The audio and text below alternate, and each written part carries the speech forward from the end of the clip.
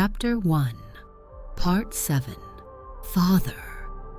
Mark's father stood before him in the blinding white light. There were no sounds, only deep silence and emptiness all around. Mark felt panic rising in his chest. He couldn't understand what was happening. "Where am I?"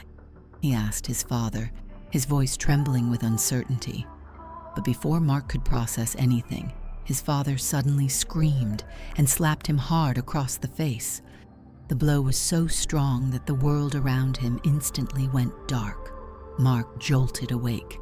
He was no longer on the highway. Now he lay on the floor of his living room in their grand, luxurious house. His father was slapping his face, red with fury, shouting, "Mark, you bastard! You crashed my car, and you were drunk behind the wheel." In shock from what was happening, Mark couldn't comprehend how he ended up at home. Just a minute ago, he was in some unimaginable place, and now he was lying in his living room. His mind swirled with questions, but there were no answers. His father continued yelling at him. "Have you lost your mind?" Mark asked, dazed, as he leaped to his feet, looking at his father with a frightened gaze. His father smacked him again, snarling angrily. "Your drunk friends dragged you home. You pig, do you get that? No more money, no cars, nothing. You won't get another dime from me," his father shouted furiously, his face burning with rage.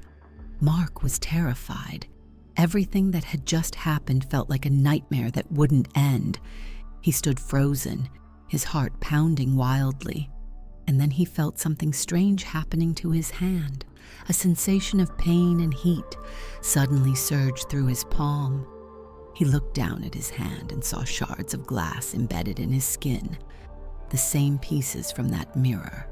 The largest shard was sticking out of his palm, a sinister reminder of what had happened in that room. Overwhelmed with fear, anger, and total confusion, Mark raised his eyes to his father, and suddenly he saw her. In his father's eyes reflected the same dark blue eyes of Sanya. Mark lost control.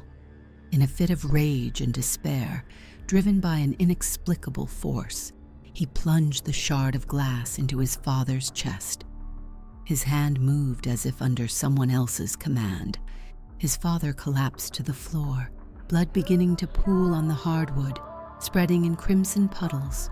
Moments later, the housemaids ran into the room, their faces twisted in horror as they began to scream in panic. But for Mark, the moment felt unreal. He stood motionless, the shard still in his hand, unable to believe what had just happened. He had struck his father, struck him, and now he was dying. A deep, deranged laugh erupted from his chest, quickly morphing into bitter, hysterical sobs. Mark fell to his knees beside his father's body, crying and begging for the nightmare to end. "It's a prank. It's just a prank. Stop it," he mumbled through his tears, covering his face with his hands. He repeated it over and over as if hoping someone would tell him it was all just a joke. And then, right by his ear, a soft, quiet, but all too familiar voice whispered, "Who are you?" End of the chapter.